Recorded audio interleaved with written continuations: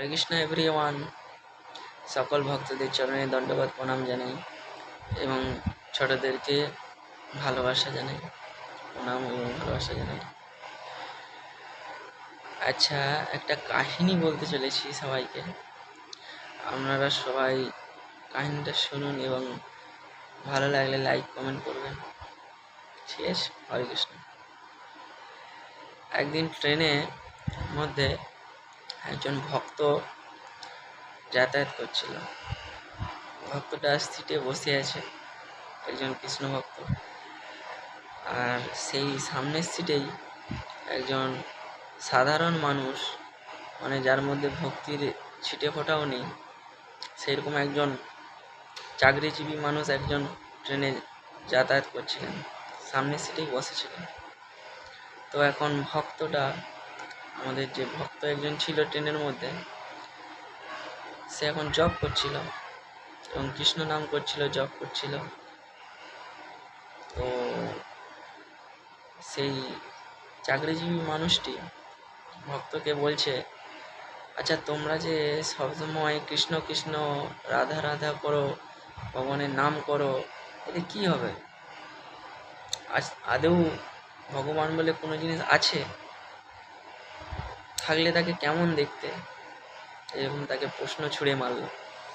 তো ভক্তটা শুনল এবং তার জবটা কমপ্লিট হতে সে তখন সেই চাকরিজীবী মানুষটিকে উত্তর দিল, যদি ভগবান বলে কেউ না থাকে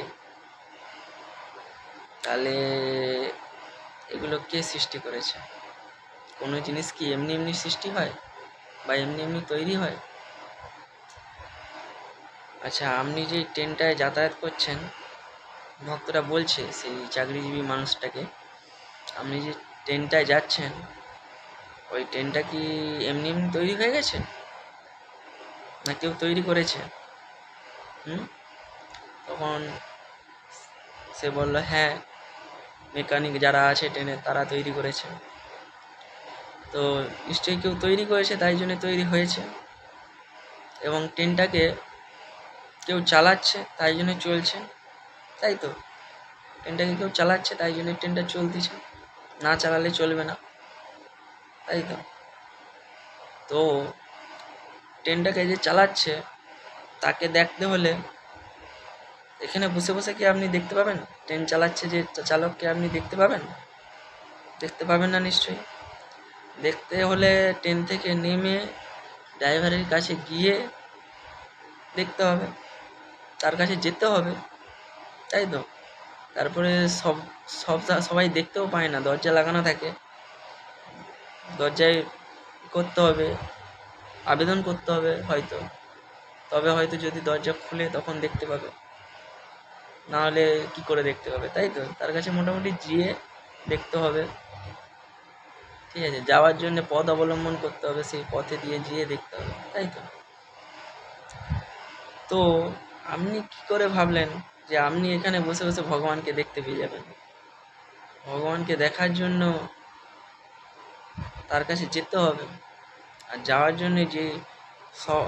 জন্য পথটা সোজা নয়, তার জন্য সেরকম ভক্তি করতে হবে। ভক্তি করলে অবশ্যই ভগবানকে দেখতে হবে।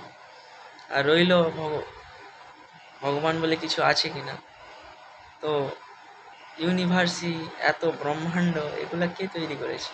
এগুলা কে চালাচ্ছে? এমনি এমনি চলে কিছু? এমনি এমনি কিছুই চলে না, এমনি এমনি কিছু হয় না, তাই তো নাকি? তো যখন ভক্তটি এই কথাগুলো বলল, তখন সেই চাকরিজীবী মানুষটি চুপ করে হাঁ হয়ে গেল,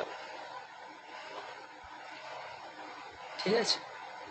তো তাই জন্য যাদের মনের মধ্যে এই সমস্ত কোশ্চেনগুলো থাকে, তারা কনফার্ম হয়ে যান যে ভগবান বলে জিনিস আছে এবং থাকে, যেটা সনাতন।